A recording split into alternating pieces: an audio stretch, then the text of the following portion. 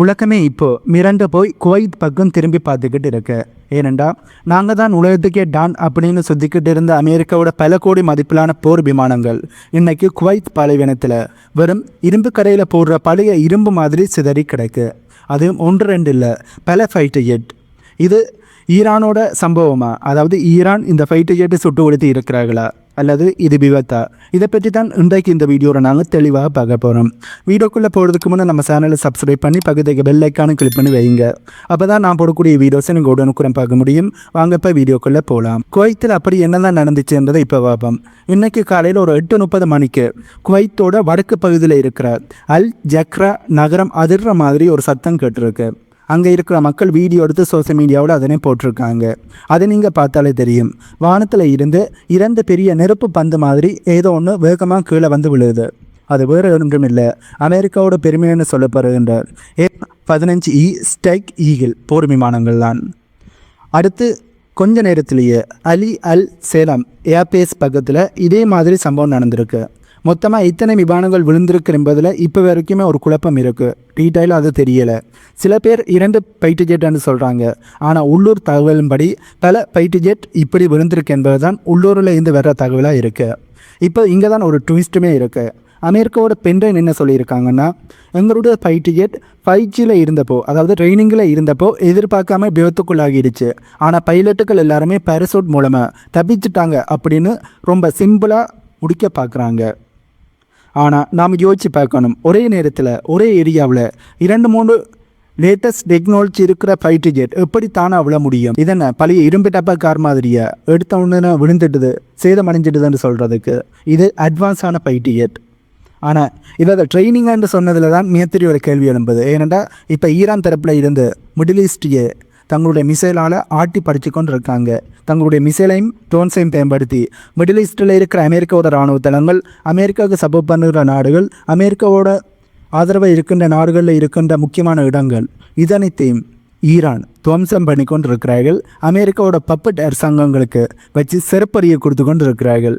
இந்த சூழ்நிலையில் ஈரான் இப்படி பயங்கரமான தாக்குதலை செஞ்சு கொண்டு இருக்கிற நேரத்தில் அமெரிக்காவோட ஃபைட்டர் ஜெட் ட்ரைனிங் எடுத்ததாம். கேட்குறவன் கேணியாக இருந்தால் எலி கூட ஏரோப்ளேன் ஓட்டுமான்னு ஒரு பழைய பழமொழி காமெடியை சொல்வார்கள். அதாவது செத்து போன காமெடியை சொல்வார்கள். அதே மாதிரி தான் அமெரிக்காவோட பென்டன் சொன்ன கருத்தும் இருக்குது. இன்னும் ஒரு அதிர்ச்சியான விஷயம் என்னென்னா, குவைத்தோட மினா அல் அகமதி எண்ணெய் சுத்திகரிப்பு நிலையத்துக்கு பக்கத்தில் இந்த விமானத்தினுடைய ஃபைட்டர் ஜெட்டினுடைய பாகங்கள் விழுந்து அங்கே வேலை செஞ்சு கொண்டிருந்த 2 பேருக்கு காயம் ஏற்பட்டிருக்கு. இது எவ்வளோ பெரிய ஆபத்தான விஷயம் என்பதை யோசிச்சு பாருங்கள். ஆனால் ஈரான் தரப்பில் இருந்து வர்ற நியூஸ் தான் வேறு மாதிரி மிகப்பெரிய ஒரு சம்பவமாக இருக்குது. அமெரிக்கா குவைத் மண்ணை பயன்படுத்தி எங்களை தாக்க பார்த்தாங்க, நாங்கள் சும்மா இருப்போமா? எங்ககிட்ட இருக்கிற ரேடார் ஜாமிங் சிஸ்டத்தை வச்சு அவங்க சிஸ்டத்தை டோட்டலாக க்ளோஸ் பண்ணிட்டோம்னு மாசாக சொல்லியிருக்காங்க. அமெரிக்கா இப்போ இதுக்கு வேறு அதாவது ஃப்ரெண்ட்லி ஃபயர் அப்படின்னு ஒரு புதிய விளக்கத்தை கொடுக்க ஆரம்பிச்சிருக்கிறார்கள். அதாவது அவங்க வச்சிருக்கின்ற பேட்ரியோட் ஏர் டிஃபென்ஸ் சிஸ்டத்தின் மூலமாக தவறுதலாக அவங்க ஓட்டின போர் விமானங்கள் மீது, அதாவது ஃபைட்டர் ஜெட் மீது மிசைலானது தாக்கியிருக்கு. அந்த பேட்ரியோட் ஏர் டிஃபென்ஸ் சிஸ்டத்தில் இருந்து மிசைல்கள் போய் அவங்களுடைய ஃபைட்டர் ஜெட்டையே தாக்கியிருக்குன்னு சொல்லியிருக்காங்க. இதை கேட்டால் கண்டிப்பாக எல்லாருக்குமே சிரிப்புத்தான் வருது. ஏனென்றால் உலகத்துக்கே ஆயுதம் விற்கிற ஒரு நாடு, உலகத்தினுடைய மிகப்பெரிய இராணுவத்தை வைத்திருக்கின்ற ஒரு நாடு, அட்வான்ஸான டெக்னாலஜியை வைத்திருக்கின்ற ஒரு நாடு, அவங்களுடைய மிசைலை அவங்களுடைய விமானத்தை அடிச்சிட்டதுன்னு சொல்கிறது எவ்வளோ பெரிய ஒரு அசிங்கம். ஆனால் உண்மை என்னென்னா, ஈரானோட அந்த தாக்குதல் தற்காப்பு முறை தான் அமெரிக்காவை நிலைக்குழிய வச்சிருக்கு. குவைத் சிட்டியில் இருக்கிற அமெரிக்கா தூதரகத்தில் இப்போது எல்லாருமே பயத்தில் உறைஞ்சி போய் இருக்காங்க. இதெல்லாத்தையும் பார்க்கும்போது இது வரும் விபத்து இல்லை, அமெரிக்காவுக்கு குவைத் மண்ணில் கிடைச்ச மிகப்பெரிய ஒரு செருப்படி என்பது மட்டும் தெளிவாக தெரியுது. இப்போ நாம் இந்த வீடியோவில் இருக்கிற முக்கியமான விஷயத்தை பார்க்க போகிறோம். அமெரிக்காவோட அந்த பல கோடி ரூபாய் மதிப்பிலான F-15E விமானங்கள் ஃபைட்டர் ஜெட் நிலைக்குழிய வச்சு அந்த ரகசிய சக்தி என்ன? ஈரான் எப்படி இந்த அதிரடியை செஞ்சாங்கன்ற கேள்வி உங்களுக்கு எழும்பும். இதை பற்றி நீங்கள் கேட்டாலே கண்டிப்பாக ஆச்சரியப்படுவீங்க. ஈரான் ஏதோ பழைய காலத்து ஆயுதங்களை வச்சிருக்கிற நாடுன்னு நினச்சா அதுதான் தப்பு. அவங்கக்கிட்ட ஈரான்கிட்ட இருக்கிற மிசைல் சிட்டி, இதை பற்றி இருக்கிறவங்களோட பல வீடியோக்களை நாங்கள் தெளிவாக பார்த்துருக்கோம். பூமிக்கு அடியில் பல கிலோமீட்டர் தூரத்துக்கு சுரங்கங்களை அமைச்சு அங்கே ஆயிரக்கணக்கான மிசைல்களை அடுக்கி வச்சுருக்காங்க. இதில் எலக்ட்ரானிக் வார்ஃபேர் சிஸ்டம்னு ஒரு விஷயம் இருக்குது. அதுதான் இப்போ அமெரிக்காவோட ரேடார்களை ஜாம் பண்ணியிருக்கு. அதாவது அமெரிக்கா விமானிக்கு தன்னோட ரேடாரில், தன்னுடைய ஃபைட்டர் ஜெட்டில் இருக்கிற ரேடாரில் எதுவுமே தெரியாது, வெறும் வெள்ளை புகை மட்டும்தான் தெரியும்.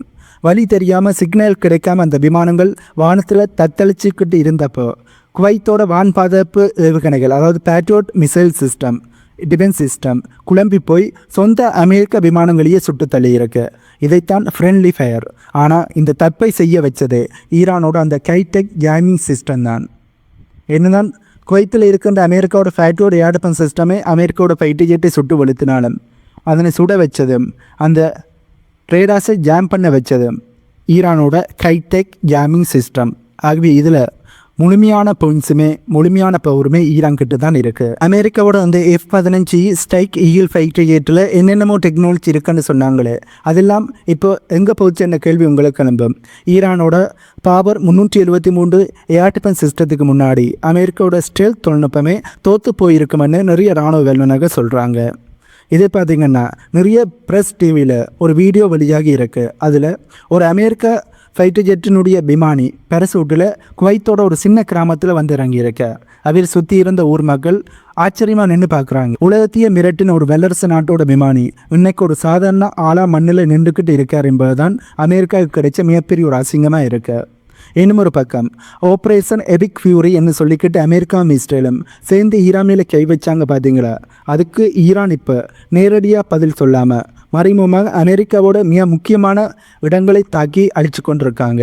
மிடில் ஈஸ்டில் இருக்கின்ற அமெரிக்காவோட இராணுவ தளங்கள், அமெரிக்காவோட எம்பசிஸ், அமெரிக்காவோட இராணுவ வீரர்கள் தங்குகின்ற இடங்கள் இதனைத்தையுமே தேடி தேடி அழிச்சு கொண்டிருக்காங்க. குவைத் சிட்டியில் இருக்கிற அமெரிக்காவோட தூதரகத்தில் இருந்து வர்ற கரும் புகைகள் நீங்கள் வீடியோவில் பார்த்தாலே தெரியும். எதை காட்டுதுன்னா அமெரிக்காவோட பாதுகாப்பு வலயம் அதாவது செக்யூரிட்டி ஷீல்டு இப்போ ஓட்டை விழுந்துடுச்சு என்பது தான் இதோட அர்த்தம். ஈரான் இதோட நிறுத்தல. அவங்க என்ன சொல்கிறாங்கன்னா இது வெறும் சாம்பிள் தான், மெயின் பிக்சரே இனித்தான் வந்துக்கிட்டு இருக்குன்னு மிரட்டலை கொடுத்துருக்காங்க. அமெரிக்காவோட பலத்தை எல்லாம் உடைச்சு அவங்களோட சூப்பர் பவர் இமேஜையே ஈரான் என்னைக்கு டோட்டலாக காலி பண்ணிடுச்சு. குவைத் மட்டும் இல்லை, இப்போ மொத்த மிடில் ஈஸ்டும் ஈரானோட வலிமையை பார்த்து வியந்து போய் நிற்கிறாங்க என்பதுதான் உண்மை. இப்போ விஷயம் வெறும் போர் விமானங்களோட மட்டும் நிற்கலை. இந்த சம்பவம் உலக அரசியலையே தலைகீழாக மாற்ற போகுது. அமெரிக்காவோட அந்த பழியை உலக போலீஸ் வேஷம் கலைஞ்சிருச்சு. இது வரைக்கும் எங்ககிட்ட தான் உலகத்திலேயே பயங்கரமான வெப்பன்ஸ் இருக்குன்னு சொல்லி மிரட்டிக்கிட்டு இருந்தவங்க இப்போது அவங்களோட நிலைமை என்னாச்சு? ரொம்ப மோசமாக உலக மேடையில் அசிங்கப்பட்டு அவமானப்பட்டு நிற்கின்ற ஒரு சூழ்நிலைக்கு வந்திருக்கிறார்கள். யோசிச்சு பாருங்கள், குவைத்துக்குள்ளே வந்து அமெரிக்காவோட விமானங்கள் ஃபைட்டர் ஜெட் விழுகுதுன்னா அங்கே இருக்கிற அமெரிக்காவோட இராணுவ தளங்களுக்கு என்ன பாதுகாப்பு? ஏற்கனவே ஈரான் மிசைல்களை வச்சு அமெரிக்காவோட இராணுவ தளங்களை வேட்டையாடி கொண்டு இருக்காங்க. இதே பார்த்தது சவுதி அரேபியா, UAE மற்ற அரபுலக நாடுகள் எல்லாம் யோசிச்சு பார்ப்பார்கள். அவர்கள் அரபுலக நாடுகள் மட்டுமில்லை, உலகத்தில் இருக்கிற அமெரிக்காவோட ஆதரவு இருக்கிற நாடுகளும் அமெரிக்காவுக்கு சப்போர்ட் பண்ணுகிற நாடுகளும் அமெரிக்காவோட இராணுவ தளங்களை வைத்திருக்கின்ற நாடுகளும் யோசிக்க ஆரம்பிச்சிட்டாங்க.